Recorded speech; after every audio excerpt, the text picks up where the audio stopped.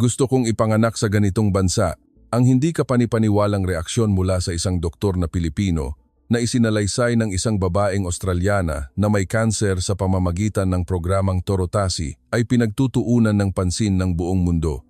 Ito ang nangyari habang ang isang babae na na-diagnose na may 6 na buwan na lang ang natitirang buhay ay naglalakbay sa Pilipinas upang lumikha ng huling alaala. Sa kalagitnaan ng biyahe, bigla siyang nagkasakit at kinailangang dalhin sa ospital bilang emergency. Dito, nagbigay ng isang hindi kapanipaniwalang pahayag ang isang doktor na Pilipino. Ano nga ba ang sinabi ng doktor na iyon? Tingnan natin. Nagbago ako mula nang pumunta ako sa Pilipinas. Iyan ang mensaheng galit na ipinaskil ni Sarah Foley sa social media. Ang pamagat ng post ay, "Binigyan ko ang aking ina ng huling regalo na na-diagnose na may 6 na buwan na lang ang buhay." Ang nilalaman ay mabilis na kumalat sa buong Australia. Napansin ng isang mamamahayag ang post at ito ang naging simula ng isang pangyayaring gugulat sa mga tao sa buong mundo. Ano ito?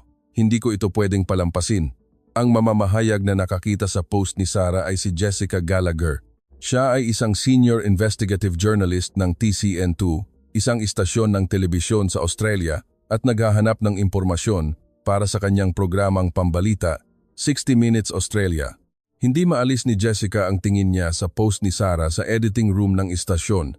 Ang post ni Sarah ay naglalaman ng mensaheng, "Ang aking ina, na na-diagnose na may maikling buhay, ay bumagsak habang nagbabakasyon kami sa Pilipinas. Umaasa kami na magiging maayos ang lahat nang dalhin siya sa isang ospital doon, ngunit hindi namin inakala na mangyayari iyon." Ang mensahe ni Sarah ay nagpapahiwatig ng kanyang malalim na pagmamahal sa kanyang ina at ng mabigat na emosyon. Isang larawan ng kanyang magulang na nakangiti, na may tanawin ng gabi sa Maynila sa likuran, ang nakalakip sa post, na nagpapakita ng matinding hangarin na tamasahin ang huling biyaheng ito. Ano nga ba ang nangyari sa pamilya ni Sarah? Ito ay isang kwento na karapat-dapat iulat. Nagdesisyon si Jessica na makipag-ugnayan agad kay Sarah. "Maaari ko ba kayong interbyuhin tungkol sa inyong ina? Gusto kong malaman ang tungkol sa kanyang sakit at kung ano ang nangyari sa ospital noong naglalakbay kayo." 3 araw matapos magpadala ng mensahe si Jessica, sumagot si Sarah at pumayag siyang magpa-interview. May nakakagulat na pangungusap pa sa mensahe na ikinagulat ni Jessica. Handa ring makipagtulungan si Stephanie sa interview. Mabilis na nagtungo si Jessica sa bahay ni Sarah sa Sydney kasama ang isang camera team nang malaman niyang handa ring magpa-interview si Stephanie, ang ina na may maikling buhay na lang. Ngunit hindi pa alam ni Jessica noong panahong iyon na ang karanasan na isasalaysay ni Stephanie tungkol sa Pilipinas ay gugulat sa mundo. Sa tahimik na sala, umilaw ang recording light ng camera. Umupo si Jessica sa tapat ni Stephanie at dahan-dahang sinimulan ang interview. "Magsisimula tayo sa kwento bago magsimula ang biyahe. Maaari ba, Stephanie?" "Burpo." Bumuntong hininga si Stephanie at nagsimulang magsalaysay ng may bahagyang pagkawalay sa tingin. Si Stephanie, 50 taong gulang, ay namumuhay ng tahimik kasama ang kanyang asawang si Luke sa isang suburb na napapalibutan ng kalikasan sa Australia. Ang kanyang anak na si Sarah ay hiwalay na at paminsan-minsan lang silang nagkakausap tuwing katapusan ng linggo. Nagbago ang kanyang pang-araw-araw na buhay nang makaramdam siya ng kakulangan sa ginhawa sa tiyan. Sa una, inakala niya itong menopause o pagod sa trabaho, ngunit ang kakulangan sa ginhawa ni Stephanie sa tiyan ay dahan-dahang naging sakit at patuloy siyang pumayat. Nang umuwi si Sarah pagkatapos ng mahabang panahon, sinabi niya ng may seryosong tingin, "Masyado na pong payat si inay." Nang makita ang tingin ng kanyang anak, napagtanto ni Stephanie, "Nag-aalala ako sa aking anak." Pagkatapos noon, pilit siyang isinama ni Luke at Sarah sa isang kalapit na klinika para sa pagsusuri. Ngunit ang resulta ng diagnosis na dumating ilang araw pagkatapos ay ikinagulat ng pamilya ni Stephanie, hindi totoo, kailangan ng masusing pagsusuri.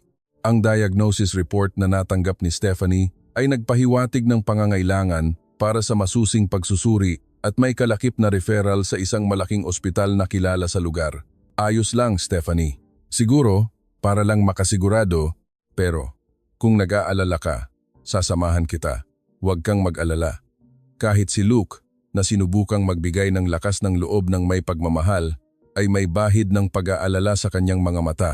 Dahan-dahan niyang hinawakan ang nanginginig na kamay ni Stephanie at agad na nagsimulang maghanap sa internet ng pangalan ng ospital na nakasaad sa referral. Tumanggap si Stephanie ng masusing pagsusuri sa malaking ospital kasama si Luke. Pagkaraan ng ilang araw, bumalik silang dalawa sa ospital at tahimik na naghintay sa harap ng examination room. Tinawag ang pangalan ni Stephanie, ngunit seryoso ang mukha ng doktor at matinding katahimikan ang bumalot sa examination room. Ano po ba ang sakit ko? Habang nag-aalala sina Stephanie at Luke, ang sinabi ng doktor sa sumunod na sandali ay ikinagulat nila. Pakiusap, huminahon po kayo at pakinggan ako, Stephanie. Cancer po sa pancreas sa stage 4. Ikinalulungkot ko. Mahirap na po ang surgery. Ang biglaang pagbubunyag ng doktor ay nagpatahimik sa examination room na parabang tumigil ang oras. Naramdaman ni Stephanie na dahan-dahang nawawala ang mga tunog sa paligid. Kahit ang boses ng doktor ay tila nagmumula sa ilalim ng tubig. Hindi niya masyadong maramdaman ang presensya ni Luke na nakaupo sa tabi niya na parabang nasa likod ng isang kurtina ng hamog. Hindi totoo, di ba? Ang stage 4 na hindi na pwedeng operahan, ibig sabihin hindi na ito gagaling, tama? Pumikit ang doktor at tahimik na tumango kay Stephanie na nagtanong ng may nanginginig na boses. Humihingi ako ng paumanhin. Mabilis po kumalat ang cancer sa pancreas. Sa stage 4, napakahirap na po ang kumpletong lunas. Naunawaan ni Stephanie ang kahulugan ng mga salita, ngunit tinanggihan ng kanyang isip ang pagtanggap. Hindi sumunod ang kanyang isip, at tanging ang salitang kamatayan ang dahan-dahang nabuo sa kanyang ulo. Lunas? May magagawa pa ba ako? 50 taong gulang pa lang ako. Gagawin po namin ang lahat ng aming makakaya, ngunit ang paggamot ay pangunahing nakatuon sa palliative care. Maaari naming isaalang-alang ang chemotherapy, ngunit ang side effects ay medyo matindi at madalas maikli lang ang buhay ninyo. Habang pinakikinggan ang paliwanag ng doktor, dahan-dahang lumabas ang luha sa mga mata ni Stephanie. Hindi siya makapagbigay ng tunog. Dahan-dahang niyakap ni Luke ang likod ni Stephanie at bumaling sa doktor. Doktor, gaano pa po katagal mabubuhay ang asawa ko, si Stephanie? Sandaling huminto ang paghinga ng doktor at sumagot kay Luke na nagtanong ng may bahagyang pag-asa. Hindi ko po masasabi ng eksakto, maaaring 6 na buwan o mas maikli pa. Kinuyom ni Luke ang kamay ni Stephanie sa tabi niya, ngunit kahit ang init na iyon ay hindi nagpagaan sa katotohanan. Gamitin niyo na lang po ang natitirang panahon ng mapayapa. Tanging ang boses ng doktor na tahimik na nagsalita ang umalingaw-ngaw sa examination room. Ang cancer sa pancreas ay tinatawag na tahimik na cancer na mahirap matukoy at may napakababang 5-year survival rate. Dahil ang mga sintomas tulad ng pagbaba ng timbang, kawalan ng gana, at kakulangan sa ginhawa sa tiyan ay madalas na katulad ng mga karaniwang sakit, madalas nahuli na kapag natuklasan ito. Mula noon, nawala ang ngiti sa pamilya ni Stephanie. Sa pag-iisip na wala na siyang 6 na buwan na buhay, nawalan si Stephanie ng lakas ng loob na mabuhay at nagsimulang magkulong sa bahay. Nag-alala si Luke sa kalagayan ng kanyang asawa, kaya kinonsulta niya ang kanyang anak na babae. May magagawa pa ba ako para kay Stephanie? Hindi ko kayang makita si inay na ganito. Alam kong ganoon din ang nararamdaman mo, Sarah. Gusto kong makita siyang ngumiti hanggang sa huling sandali, kahit 6 na buwan na lang ang buhay niya. Si Luke, na sinubukang magpakatatag sa harap ng kanyang anak, ay lumuha habang binabanggit si Stephanie. Si Sarah, na nakatingin sa kanyang ama, ay sinubukang pigilan ang kanyang luha sa tabi. Ang dalawa ay tahimik na humaharap sa takot na mawala ang kanilang mahal sa buhay habang pinapasan ang parehong sakit. Samantala, naalala ni Sarah ang isang pag-uusap nila ng kanyang ina isang araw. Inay, saan po ang pinaka-nakakatuwang lugar na napuntahan mo sa buhay mo? Nagbakasyon kami ng tatay mo sa Pilipinas noong honeymoon namin. Masarap ang pagkain at napakabait ng mga Pilipino. Sobrang saya. Sana makapunta tayo ulit sa Pilipinas balang araw. Naalala ni Sarah na masayang ikinuwento ni Stephanie ang alaala ng kanilang honeymoon. Tay, hindi ba't sinabi ni inay na gusto niyang bumalik sa Pilipinas? Sige na, magbakasyon na tayo sa Pilipinas. Pero delikado baka may mangyari sa biyahe? Ang mga alaala ay ginagawa natin, tatay.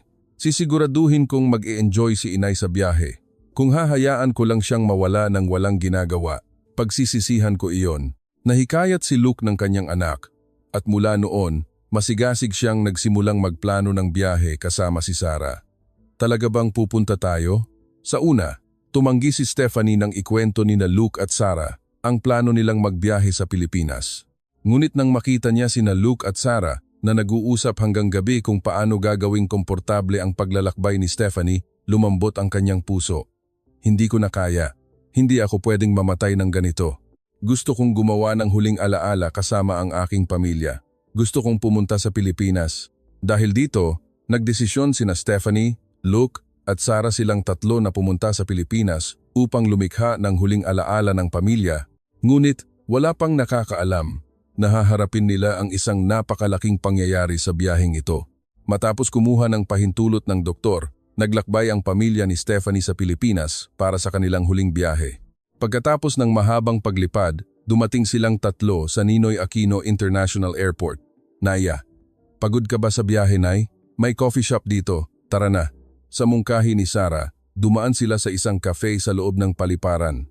Ang tahimik na ambient lighting at ang mga Pilipinong staff na nag-aanyaya ng may malumanay na ngiti, napakaganda ng lugar. Ang puso ni Stephanie ay naging mapayapa sa lugar na nagtatampok ng mga elementong Pilipino. Ang oras ay dumaloy ng dahan-dahan na para bang hindi sila nasa loob ng paliparan. Maligayang pagdating sa Pilipinas. Napakasarap ng kape Batangas dito. Kung may tanong po kayo, huwag po kayong mag-atubiling magtanong. Hindi na malaya ni Stephanie na napangiti siya nang marinig ang magalang na pagbati ng staff na Pilipino. Noong una tayong pumunta sa Pilipinas, uminom tayo ng kape Batangas, hindi ba? Stephanie, subukan mo itong puto bumbong. Habang tinikman ng lahat ang kape Batangas at puto bumbong sa mungkahi ni Luke, natural na napabuntong hininga si Stephanie. Namiss ko talaga. Matagal na akong hindi nakaramdam ng ganito katahimik sa puso. Nag-usap ang pamilya ni Stephanie tungkol sa nakaraan. Ito ay isang sandali kung saan naramdaman ng lahat na magiging masaya ang biyahe mula ngayon. Nagstay sila sa Conrad, Manila sa Maynila. Kinabukasan ng umaga, binisita nila ang isang observation deck na napuntahan na nila noong kanilang honeymoon at tinanaw ang lungsod na puno ng skyscrapers. Parang mas marami ang skyscrapers kaysa noon, sabi ni Stephanie kay Luke. Oo, ang ganda ng panahon noon. Kaya nakita natin ang malalayong bundok. O, mula noon, nagbago ang tanawin na nakikita natin, tulad natin. Maraming beses tayong nag-away pagkatapos isilang si Sarah, pero ngayon masaya at masaya ang lahat. Walang sinabi si Luke, hinawakan lang niya ng mahina ang kamay ni Stephanie habang nakatingin siya sa tanawin mula sa gusali ng Pasay. Pagkatapos noon, ginugol nila ang kanilang oras sa paglilibot sa Maynila ng may ginhawa at kinabukasan. Nagtungo sila sa Hilaga, sa Tagaytay. Ang biyahe papunta sa Tagaytay ay isang desisyon ni Luke sa pagpaplano ng biyahe. Nabasa ni Luke ang isang popular na health magazine sa Australia tungkol sa Tagaytay, umaasa na kahit kaunti ay mapapabuti nito ang kalagayan ni Stephanie. Salamat Luke, nagulat ako na nagbabasa ka ng ganitong health magazine. Sabi ni Stephanie, bahagyang nagulat kay Luke na tila nahihiya. Sa totoo lang, nagdesisyon kami ni Sarah. Inisip namin na ito ang pinakaangkop para sa iyo, Nay. Dahan-dahang hinampas ni Sarah sa likod si Luke na para bang sinasabing, bakit mo sinabi iyon? At napuno ng ngiti ang buong pamilya. Naalala ni Stephanie ang sinabi ni Sarah sa kanya nang ibunyag niya ang kanyang sakit. Marami ka pang buhay na kailangang i-enjoy. Ang boses na iyon ay tahimik na umalingaw-ngaw sa kanyang tainga. Kinabukasan ng umaga, tahimik na naglakad sina Stephanie at Luke sa garden ng resort. Ang maayos na pagkaalaga sa mga puno, ang tahimik na pagdaloy ng tubig, at ang bango ng mga lokal na bulaklak ang kapaligiran ay tila dahan-dahan lang dumadaloy ang oras. Nang tumingala si Stephanie, nakita niya ang isang babae na nakaupo sa isang bangko nakatingin sa garden. Ang babae ay tumingin sa kanila nang may malumanay na tingin at nagsalita sa Ingles. Hindi ko napigilan ang sarili ko na batiin kayo nang makita ko kayong dalawa. Dito rin kami madalas maglakad-lakad ng asawa ko.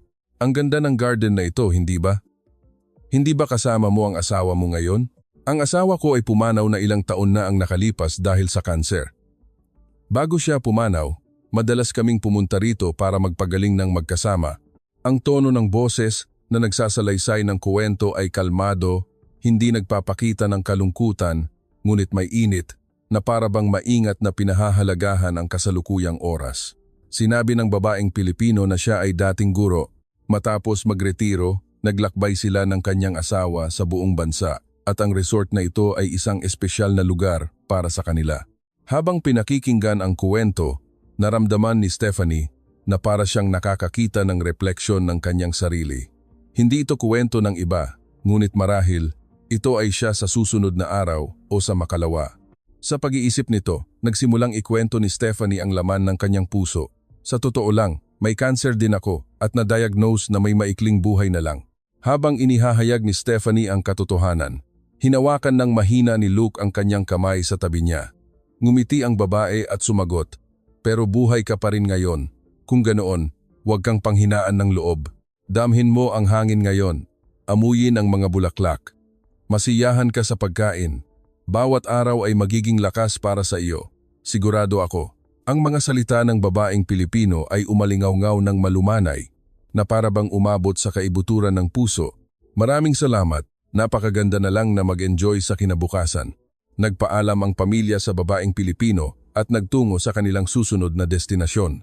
Ang lugar na pinili nila bilang huling hantungan ng biyahe ay isang spa resort sa El Nido, Palawan, kung saan matatanaw ang malalaking limestone cliffs na natatakpan ng hamog tuwing umaga. Nang makita ang nakamamanghang tanawin ng mga limestone cliffs na tahimik na lumilitaw, na parabang natutunaw sa asul na kalangitan, ang buong pamilya ay tumayo ng tahimik sandali walang imik. "Nay, tay, ang ganda, hindi ba?" "Talaga, hindi ako makapaniwala na may ganito palang tanawin." Sa sumunod na sandali, habang nag-enjoy ang pamilya sa nakamamanghang tanawin ng El Nido, nangyari ang isang nakakagulat na pangyayari.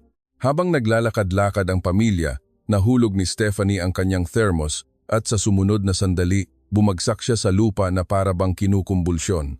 "Nay, anong nangyayari?" Ngunit hindi sumagot si Stephanie sa tawag ni Sarah. Hinawakan niya ang kanyang tiyan dahil sa sakit at malamig na pawis ang nagsimulang mamuo sa kanyang noo. "Stephanie, ayos ka lang ba? May tao ba rito?" Sa sandaling iyon, isang lalaking Pilipino na naglalakad malapit sa kanila ang mabilis na tumakbo patungo sa pamilya ni Stephanie. "Ayos lang po ba kayo? May nasaktan po ba?" Sinubukan ni Sarah na humingi ng tulong sa lalaki sa wikang Filipino na naalala niya. "Patawad po, may cancer po ang nanay ko. Pakiusap. Tumawag po kayo ng ambulansya, tulong po." Agad na naintindihan ng lalaking Pilipino ang sitwasyon at mabilis na dinala si Stephanie sa isang maliit na klinika sa lugar. "Ang asawa ko po, may cancer sa pancreas." Nang ipaalam ang kasaysayan ng sakit sa doktor, naghari ang tensiyon sa lugar. Stage 4 na cancer sa pancreas? Naging seryoso ang mukha ng doktor at nagsalita pagkatapos ng isang sandali.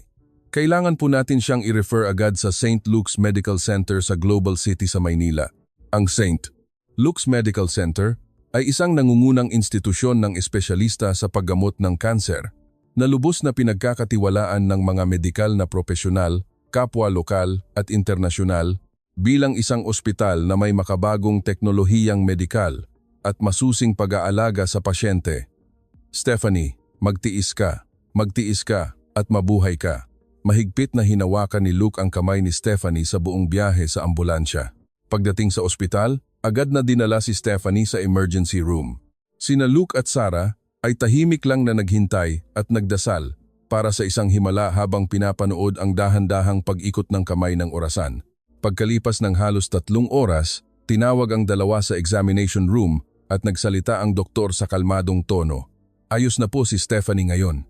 Matatag na po ang kanyang kondisyon. Ngunit kailangan niyang maospital at sumailalim sa masusing pagsusuri." Ito ay isang pahayag na nagpagaan ng loob ng dalawa, ngunit nag-iwan pa rin ng kaunting pag-aalala sa kanilang isip. Ngunit pagkatapos nito, ang pangyayari na naganap sa ospital ay gugulat sa pamilya ni Stephanie. Dahan-dahang iminulat ni Stephanie ang kanyang mga mata. Ang nakita niya ay ang malinis na kisame ng recovery room. Ang kanyang katawan ay nanginginig, na parabang ang matinding sakit kanina ay isang ilusyon lang. "Gising na po kayo? Ayos lang po ba kayo?" Isang babaeng Pilipino na nasa tabi niya ang nagsalita sa Ingles kay Stephanie. Nang tumingala si Stephanie ng may pagtataka, ngumiti ang babaeng Pilipino. Ang pagiging nasa ibang bansa ay siguradong nakakaalarma, ngunit napakagandang ospital po rito. Huwag po kayong mag-alala. Habang nakikipag-usap si Stephanie sa babae, nalaman niya na ang babae ay isa ring pasyente ng cancer. "Na-detect po ang gastric cancer ko sa early stage noong check-up ko noong nakaraang taon. Pero kahapon, matagumpay akong naoperahan at malapit na akong lumabas ng ospital. Nag-alala ako ng husto dahil may maliliit pa akong anak, pero gumaling ako dahil sa ospital na ito. Nagulat si Stephanie sa sinabi ng babaeng Pilipino. Sa Australia, limitado ang mga ospital para sa mga pasyente ng kanser at karaniwan nang lumipat sa pagitan ng iba't ibang lugar mula sa diagnosis hanggang sa paggamot. Nagulat si Stephanie na mayroong ospital na may kumpletong kagamitan at masusing pag-aalaga sa isip ng bawat pasyente. Napakasulong ng medisina sa Pilipinas. Bulong ni Stephanie sa kanyang sarili at huminga ng malalim. Kinabukasan ng umaga, tinawag sina Stephanie, Luke at Sarah sa examination room. Hinarap nila ang doktor ng may tensiyon sa mukha. Huminga ng malalim ang doktor at maingat na pumili ng mga salita. At sa sumunod na sandali, ang pamilya ni Stephanie ay nagulat sa sinabi ng doktor. Pakiusap, huminahon po kayo at pakinggan ako. Lumabas na po ang resulta ng pagsusuri. Mahigpit na kinuyom ni Stephanie ang kamay ni Luke. Maaari po kayong magtiwala. Wala po kayong cancer. Wala akong cancer? Anong ibig mong sabihin? Nagkatinginan ang buong pamilya na parabang biro ang nangyayari. Doktor, nagpa-check up ako at sinabi ng doktor sa Australia na may cancer ako sa pancreas at may 6 na buwan na lang akong mabubuhay. Narinig ko mismo na ang asawa ko ay may terminal cancer at may maikling buhay na lang. Nalilito ang pamilya ni Stephanie at sinubukang intindihin ang sitwasyon mula sa nakakagulat na pagbubunyag ng doktor. Pakiusap, huminahon po muna kayo. Tulad ng sinabi ko, si Stephanie po ay may autoimmune pancreatitis. Pagkagulat, pagkalito, at pag-asa lahat ay naghalo. Hindi agad naunawaan ni Stephanie ang buong sitwasyon. Gusto niyang maniwala, ngunit hindi siya makapaniwala. Sinuri ng doktor ang kalagayan ni Stephanie at dahan-dahang ipinaliwanag. Ang autoimmune pancreatitis ay isang napakabihirang sakit kung saan ang immune system ng katawan ay nagkakamaling isipin na ang pancreas ay kaaway at inaatake ito. Ang mga sintomas ay halos pareho sa cancer sa pancreas, pananakit ng likod at tiyan, jaundice, pagbaba ng timbang, at mataas din ang cancer marker level sa dugo. Dahil dito, napakahirap itong ihiwalay sa cancer sa pancreas. Ang nagpapahirap pa ay ang pamamaga ay lumilitaw bilang isang mass na parang cancer kapag sinuri sa CT o MRI. Kaya madalas na maling na diagnose ito bilang cancer. Ang tiyak na diagnosis ay nangangailangan ng pagsusuri sa dugo para sukatin ang antibody na tinatawag na IG4 at masusing cellular examination gamit ang endoscopy. Ito ay isang sakit na nangangailangan ng oras at pag-iingat sa diagnosis, ngunit dito sa Pilipinas, nakaset up na po ang sistema. Ang steroid ay lubos na epektibo sa paggamot sa sakit na ito at nagsisimula na po itong gumana. Habang naririnig ang mga salitang iyon, agad na nawala ang matinding tensiyon sa balikat ni Stephanie. Buhay pa ako, di ba? Nang marinig ang salitang iyon, ang luha na pilit na pinipigilan nina Luke at Sarah ay biglang bumuhos. Nang makita niya silang dalawa, naramdaman din ni Stephanie na lumabo ang kanyang paningin. Ang naipong emosyon ay lumabas bilang luha ng walang tigil. Salamat po. Maraming salamat po, Doktor. Paulit-ulit na nagpasalamat ang pamilya ni Stephanie sa doktor. Pakiusap, tumingala po kayo. Wala po akong ginawa. Magpasalamat po kayo sa inyong asawa at anak na babae. Kahit nakakagulat ang nangyari, hindi ba't lumalaban po si Stephanie para mabuhay dahil nasa tabi niya kayong dalawa at nagbibigay ng lakas ng loob? Mayroon po kayong magandang pamilya na sumusuporta sa isa't isa. Pakiusap, patuloy po kayong mag-alaga sa isa't isa. Ang mga salitang iyon ay nagpayakap sa buong pamilya at nagpahalaga sa himala ng buhay. Pagkatapos, naghanda ang doktor ng diagnosis sheet at referral sheet sa Ingles upang matiyak na ang paggamot ay maaaring magpatuloy ng walang problema pag-uwi nila sa Australia. Pinayagan ang pamilya ni Stephanie na umalis sa ospital ng araw na iyon at kinabukasan ng umaga, bumalik sila sa Maynila sa pamamagitan ng eroplano. Sa eroplano na pabalik sa Maynila, muling lumitaw ang tanawin ng El Nido sa labas ng bintana. Sa pagkakataong ito, tiningnan ni Stephanie ang magandang tanawin ng may ngiti, hindi luha. Pagbalik sa Australia, agad na dinala ni Stephanie ang diagnosis at referral sheet na natanggap niya mula sa Pilipinas sa kanyang doktor. Binasa ng doktor ang English report na ipinadala mula sa St. Luke's Medical Center at napabuntong hininga. Ito ay napakahalagang impormasyon Ang mataas na katumpakan ng diagnosis ay kahanga-hanga. Ang blood test at karagdagang imaging sa Australia ay nagkumpirma ng resulta ng diagnosis tulad ng pagtatasa ng doktor na Pilipino, autoimmune pancreatitis. Nagulat muli si Stephanie sa resulta na tumugma sa detalyadong paliwanag ng doktor na Pilipino. Pagkatapos, ang paggamot sa steroid na ibinigay ay nagpakita ng kahanga-hangang resulta. Pagkalipas ng 1 buwan, nabawasan ang sakit at nagsimulang bumalik ang kanyang timbang. Ang pakiramdam ng buhay ay dahan-dahang bumalik, ngunit sigurado, ang posibilidad na bumalik ito ay hindi zero.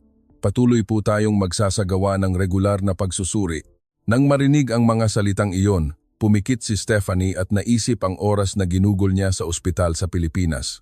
Ang medisina sa Pilipinas ay hindi lang nagpapagaling. Naramdaman ko ang malasakit na nagpoprotekta sa humanity. May dahilan kung bakit ganito ang naramdaman ni Stephanie. Sa Australia, ang sistema ng taunang check-up para sa lahat ay hindi pa kumpleto at ang rate ng pagtuklas ng cancer sa early stage ay hindi mataas kumpara sa mga developed countries. Bukod pa rito, maraming ospital, kumpara sa Pilipinas, ay madalas na kulang sa pag-aalala para sa privacy ng pasyente at mental care. Ngunit, hindi ganoon sa ospital na Pilipino. Ang kurtina na naghihiwalay, ang lakas ng boses ng nurse, ang eye level ng nurse, ang pagpili ng salita sa paliwanag lahat ay puno ng saloobin na protektahan ang dangal ng tao. Noong sobrang nag-aalala ako at muntik nang bumagsak, walang nagtaas ng boses. Sinabi lang ng lahat, ayos lang po kayo at tahimik na nanatili sa tabi ko. Sinabi ni Stephanie kay Jessica sa harap ng kamera na labis siyang nagpapasalamat na hindi niya maipaliwanag sa salita. Bago tumigil ang kamera, nagtanong si Jessica, "Talagang masaya ako para sa inyo. Sa biyaheng ito kung saan nakilala ninyo ang maraming Pilipino, ano po ang pinaka-nakaka-inspire?" Pagkatapos ng isang sandali ng katahimikan, dahan-dahang nagsimulang magsalita si Stephanie. "Kung hindi ako napunta sa Pilipinas noon, kung hindi ako pinilit ni Luke at Sarah, maghahanda na lang sana ako para sa kamatayan. Ngunit ngayon, ramdam ko sa kaibuturan ng aking puso na gusto kong mabuhay ng husto kasama ang aking pamilya hanggang sa huli." Agad na gumawa si Jessica ng documentary pagkatapos ng interview na ito na pinamagatang Ang Buhay na Iniligtas ng Medisina sa Pilipinas. Ipinakita sa broadcast ang kahalagahan ng second opinion at ang kapangyarihan ng medisina sa Pilipinas na masusing nag-aalaga sa tao. Matapos maipalabas, mabilis na kumalat ang reaksyon sa buong mundo. Puno ng reaksyon ang social media mula sa mga taong sa buong mundo na humanga. Gumaan ang pakiramdam ko na para bang ito ay sa akin nang marinig ko na wala siyang cancer. Ang ospital sa Pilipinas ay nag-aalaga maging sa isip. Lubos akong humanga sa kultura at medisina sa Pilipinas na may ospital na nagbibigay ng magalang na care. Sana kumalat sa buong mundo ang medisina na nagpapahalaga sa pasyente bilang isang tao tulad ng sa Pilipinas. Ngayon ko lang na-realize ang kahalagahan ng second opinion. Ang kwento ng himala na naranasan ng isang babaeng Australiana na na-diagnose na may maikling buhay na lang sa Pilipinas, ang pangyayaring ito ay nagtatanong sa atin kung ano ang medisina at kung ano ang marangal na buhay ng tao. Bakit hindi mo subukang buksan ang iyong puso at pakinggan ang boses ng mga tao sa paligid mo? Siguradong may nakatago roon. Salamat sa panonood ngayon. Kung may naramdaman ka tungkol sa kuwentong ito, pakiusap, sabihin sa amin sa comment section. At kung nagustuhan mo, pakiusap, mag-subscribe at mag-like. Magkita-kita tayong muli sa susunod na video.